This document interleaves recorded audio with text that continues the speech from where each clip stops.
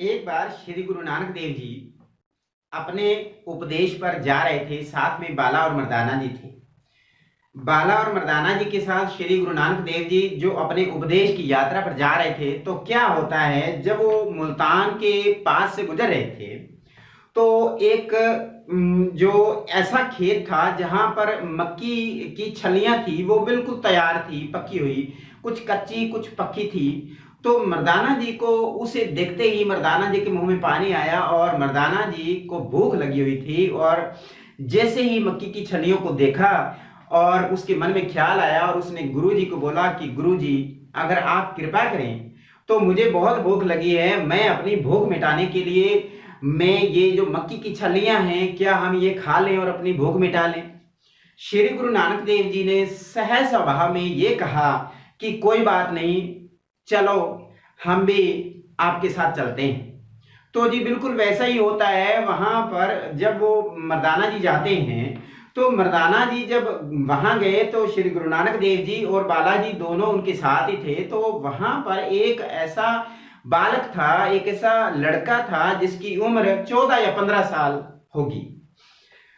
तो जी क्या होता है, वो मर्दाना जी जो थे वो उस बालक से कहते हैं कि हे बालक, क्या आप लोग हमारे लिए इतना कष्ट करेंगे कि ये जो मक्की की छलियां हैं, हमें आप लोग इन छलियों को आग में भून करके खिला सकते हैं, हमें बहुत जोर की भूख लगी है। तो उस बालक ने सहज स्वभाव से बोल दिया, जी क्यों नहीं, हम आपकी सेवा में हाजिर हैं।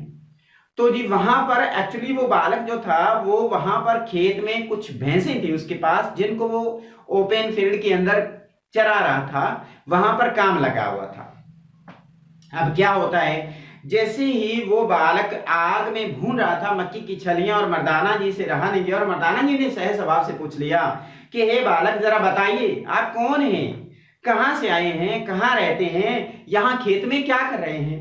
तो उस बालक ने कहा, जी ऐसा है, मैं अनाथ हूं, मेरे दोनों जो माता पिता हैं वो बचपन में ही जो स्वर्ग सिधार गए थे, और मैं बिल्कुल अकेला हूं, मेरे माता पिता नहीं है, मेरे भाई बहन नहीं है, और मैं बिल्कुल अकेला रहता हूं।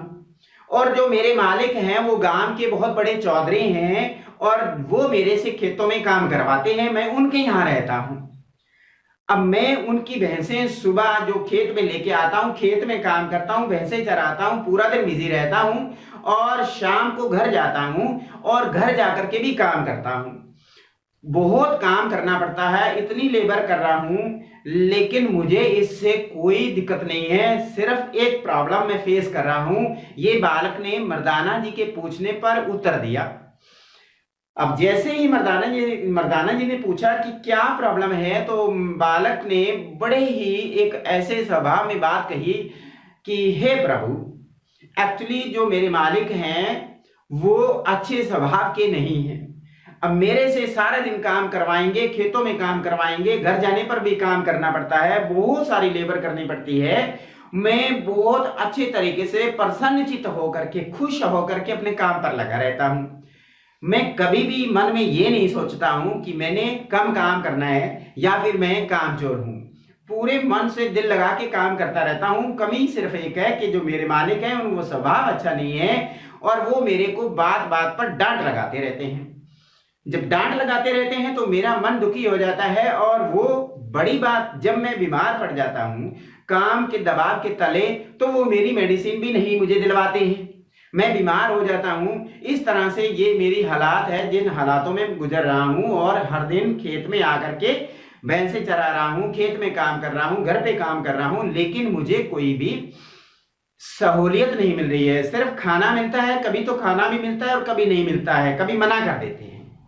ये सारी बातें सुनकर के मर्दाना जी का मन पिघल गया, और मर्दाना जी ने श्री गुरु नानक देव जी से एक प्रार्थना करी कि हे गुरु जी, आप लोग के सामने एक बालक किस तरीके से अपनी फरियाद रख रहा है, किस तरीके से अपनी प्रॉब्लम बता रहा है, और आप तो गुरुओं के गुरु हैं, आप तो पूरे संसार के मालिक हैं, आप तो प्रभु हैं, ईश्वर हैं, अल्लाह हैं, दाता हैं, आपके पास क्या नहीं है इनको देने के लिए। आप तो पूरी दुनिया का सुधार कर रहे हैं, अपने उपदेश पर निकले हैं, और क्यों ना आप प्लीज इस बालक पर दया करिए और इस पर अपनी दया मेहर करके इसकी जिंदगी सुधार दीजिए। तो इतनी सी बात सुनने के बाद श्री गुरु नानक देव जी सहज स्वभाव से बोले, चलो जी ठीक है बालक, कल आप एक काम करना, आप लोग 4 बजे उठ करके आप मुल्तान के किसी भी गेट पर चले जाना, आप मुल्तान के किसी भी गेट पर चले जाना। और तब क्या था, मुल्तान के राजा की मृत्यु हो चुकी थी और उन दिनों में यह डिसाइड किया जाता था कि जिस शहर की या फिर जिस एरिया की जो राजा होते थे उनकी डेथ हो जाती थी, तो शहर वासियों ने या फिर राज दरबारी ये डिसाइड करते थे कि किसको राजगद्दी पर बिठाया जाए।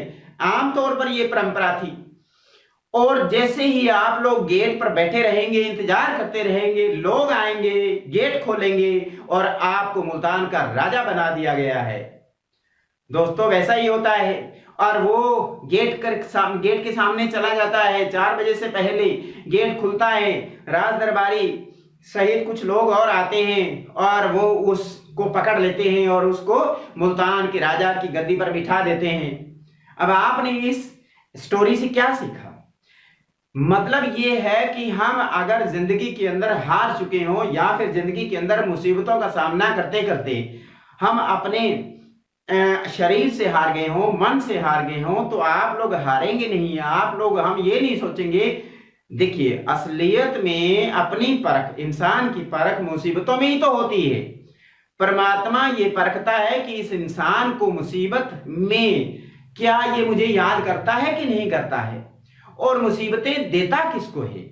मुसीबतें सिर्फ परमात्मा अपनों को ही देता है और फिर अपनों को ही उनकी मुसीबतें दूर करके, अगर वो मुसीबतें सहन करने की उनके अंदर ताकत होती है, क्षमता होती है, तो उनकी मुसीबतों का निवारण करके उनका पूरा रास्ता खोल देता है और किस्मत खुल जाती है। दोस्तों, आप भी कभी निराश मत होइए, सिर्फ अपने काम पर लगे रहिए। कितनी भी मुसीबतें आए, कितनी भी रुकावटें आए, मुसीबतें पहाड़ बन करके टूटें या फिर चाहे नदी बह करके मुसीबतें आए, आप लोग जरा भी नहीं घबराएंगे। मिलते हैं नेक्स्ट वीडियो में, तब तक के लिए खुदा हाफिज।